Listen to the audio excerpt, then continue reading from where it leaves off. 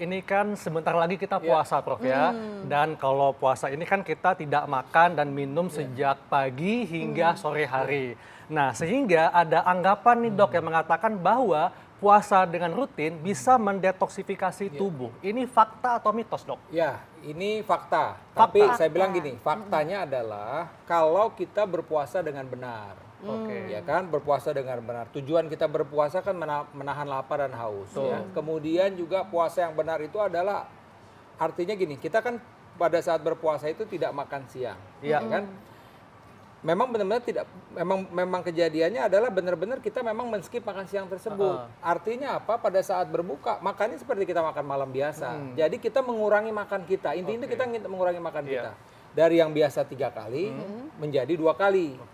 Nah, banyak juga masyarakat yang tidak mendapat hikmah sehat puasa tadi. Kenapa? Karena bahkan pada saat selama berpuasa berat badannya dinaik. Nah, karena dia ngaco tuh tiap sore pas buka itu selalu buka puasa bersama dan macam-macam makan. Jadi dan dia double. Nah, Iya, jadi itu yang tidak boleh. kebablasan. Jadi intinya adalah bahwa kita selama berpuasa itu harus mengurangi makan. Jadi restriksi kalori. Itu dia tadi. Kalau kita melakukan restriksi kalori baru tuh tadi manfaat-manfaat sehat itu akan tercapai. Ya, memang kami sudah pernah melakukan penelitian di FKUI di RSCM. Salah satu peserta didik dokter penyakit dalam itu menemukan memang pada pasien-pasien yang berpuasa itu ternyata terjadi peningkatan antioksidan di dalam tubuhnya, ya kan? Itu jadi hal yang penting. Jadi memang efek detoksifikasi itu ada memang. Kemudian juga kita tahu bahwa hal-hal yang lain tadi yang disebutkan ya, bahwa memang ketika berpuasa itu ya artinya kita juga selain mengurangi makan dan minum dan juga pengendalian diri yang penting. Nah, itu dia. Stresnya dikendalikan. Dengan kita mengendalikan stres, berbagai penyakit juga akan berkurang. Setuju, Prof. Oke. Nah, Dok, tadi kan kita ngomong kalau berpuasa mengurangi makan, skip makan siang ya, Dok ya. Nah, benar nggak sih anggapan masyarakat bahwa berpuasa mengistirahatkan sistem pencernaan? Fakta atau mitos, Dok? Ya, jadi kalau saya bilang fakta, ya, mengistirahatkan tapi begini. Mengistirahatkan itu bukan tidak stop sama sekali, tidak. Jadi saya sebutkan tadi bahwa kalau kita dalam keadaan normal seperti ini ya, lambung kita itu akan menerima makanan setiap 6-8 jam. Jadi 6-8 jam lambung akan bekerja menurunkan makanan tersebut ke usus halus. Nah, pada saat berpuasa kan ada masa-masanya lambung akan berkurang tuh kerjanya, istirahatkan bekerja ya kan.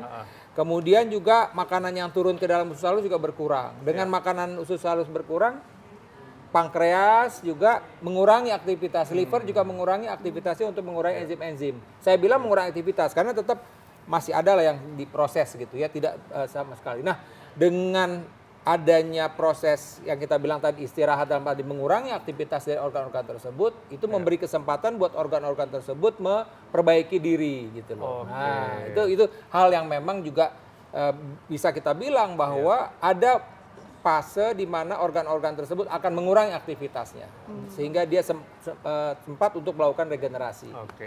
Jadi memang bisa untuk membantu menyehatkan pencernaan. Betul. Nah, tapi ini Dok, ada juga nih anggapan yang mengatakan bahwa puasa dapat menyehatkan jantung dan pembuluh darah. Ini fakta atau mitos, Dok? Fakta. Fakta. Tadi sekali lagi nih, fakta apabila puasanya itu benar tadi. Nah, jadi itu dia. puasa yang memang ada restriksi kalori, jadi ada pembatasan kalori.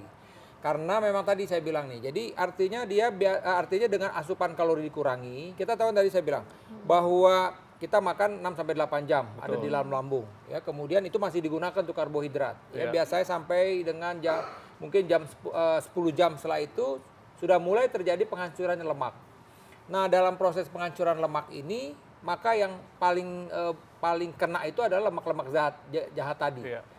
Oleh karena itu, pada orang-orang yang berpuasa dengan benar, dan biasanya kita harapkan berat badannya turun deh kira-kira ya 5% udah bagus tuh. Jadi total kita hitung 5% bagus. Nah, itu dari beberapa penelitian membuktikan bahwa memang kadar kolesterol LDL-nya turun. Nah, kemudian kalau bicara soal HDL, ini tergantung ibadahnya bagaimana. Karena kan sebenarnya kalau dia mau benar-benar oke lah, dia diwajibnya itu kan puasa. Kalau dia misalnya nih, karena ingin meningkatkan jumlah pahala, misalnya sebelum sholat subuh sholat sunat lagi, zuhur sunat lagi, ya kan, asar sebelumnya juga Maghrib juga demikian, Isya taraweh full. Berarti itu banyak, artinya secara gerakan-gerakan kan banyak gerakan-gerakan yang dilakukan. Itu tentu akan berpengaruh juga pada kadar kolesterol baiknya gitu loh. Jadi benar bahwa jantungnya itu akan membaik, tapi, nah saya bilang tadi itu, tapi bahwa dia memang melaksanakan puasa dengan sebaik-baiknya. Setuju banget. Iya, ngomong-ngomong puasa dengan cara yang benar. Dari tadi ya dok ya, kita dengar cara yang benar, benar. Seperti apa sih dok puasa dengan cara yang benar itu? Intinya tadi saya bilang, kita pada saat berbuka itu bukan menggabungkan antara makan malam dengan makan siang. Jadi jumlah makannya tetap, itu tadi. Ya, kemudian juga dalam misalnya pada saat sahur ya, saat sahur itu juga tidak boleh kita dengan mengkonsumsi makan-makanan yang cukup berat. Ya, makan-makan yang karena kan kita breakfast sebenarnya. Habis tidur beberapa jam, kemudian kita makan. Oleh karena itu jangan diberikan makan yang keras. Contohnya apa nih Prof? Ya oke lah, misalnya ada rendang, ada gulai, gulai kambing, sate kambing di sahur itu nggak boleh aja udah. Apalagi goreng-gorengan ya dok. Itu mesti dikurangi. Jadi mungkin makan makanan yang rebus-rebusan ya lebih mudah ya. Kemudian ya bolehlah kecap, telur, silakan. Kalau mau lauk silakan begitu. Tapi diusahakan yang daging putih ya, ikan atau ayam ya kan. Kemudian pada saat berbuka tadi itu, jadi pilihan berbuka juga kita sesuai dengan anjuran yang manis-manis. Saya biasanya milih kurma 3 buah misalnya ya kan. Juga nggak boleh berlebihan, kurma ada nilai kalorinya juga. Ya kan, minum air putih, misalnya kita buka air putih, oke, kalau mau teh manis boleh silakan teh manis, tapi kita udah hitung gulanya.